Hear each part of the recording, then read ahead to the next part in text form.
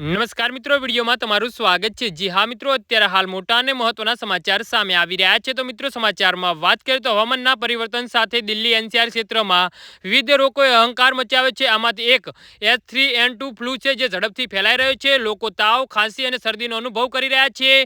ડોક્ટરો આને સામાન્ય ફ્લૂ સમજવાની સલાહ આપે છે, તે વધુ ખતરનાક બની શકે છે। ચાલો આપણે સમજાવીએ કે 48 કલાકથી વધુ સમય સુધી ચાલતા તાવને અવગણવો કેમ ખતરનાક બની શકે છે।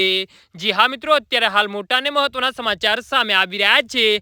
આ એક પ્રકારનો વાયરસ છે, જે હાલમાં સમગ્ર દિલ્હી એનસીઆર પ્રદેશમાં ઝડપથી ફેલાઈ રહ્યો છે। તે શ્વસન સંબંધી બીમારીનું કારણ બને છે। તે સામાન્ય ઉધરસ અને શરદી કરતાં ઘણો ખતરનાક છે, અને જો તેને લાંબા સમય સુધી ચેપગ્રસ્ત રહેશો તો તમારી સ્થિતિ નોંધપાત્ર રીતે બગડી શકે છે। અને અહેવાલ અનુસાર જે લોકોને ખૂબ જ ઝડપથી ચેપ લગાડે છે। જી હા મિત્રો, અત્યારે હાલ મોટા અને મહત્વના સમાચાર સામે આવી રહ્યા છે। તો મિત્રો, સમાચારમાં વધુ વિગતવાર વાત કરીએ તો તે કેવી રીતે ફેલાય છે તે અંગે જો કોઈ ચેપગ્રસ્ત વ્યક્તિ છીંકે છે અથવા તો ખાંસી કરે છે તો તે હવા દ્વારા ફેલાય છે। જો તમે ચેપગ્રસ્ત વિસ્તારને સ્પર્શ કરો છો અને પછી તમારા ચહેરાને સ્પર્શ કરો છો તો આ વાયરસ તમારા શરીરમાં ફેલાય છે। વધુમાં જાહેર સ્થળોએ તેનો ચેપ લગાવવાનું જોખમ વધારે છે। જો કે તે વધુ મહત્વપૂર્ણ છે જો તમે એર કન્ડિશન રૂમમાં હોવ અને તમે પણ તેનાથી સુરક્ષિત નથી। અહેવાલ અનુસાર દિલ્હી એનસીઆર પ્રદેશમાં ઓછામાં ઓછા 69% પરિવારો આનાથી પીડિત છે। જી હા મિત્રો, તો આના વિશે તમારું શું કહેવું છે તો નીચે અમારી કમેન્ટ બોક્સમાં જરૂરથી જણાવો।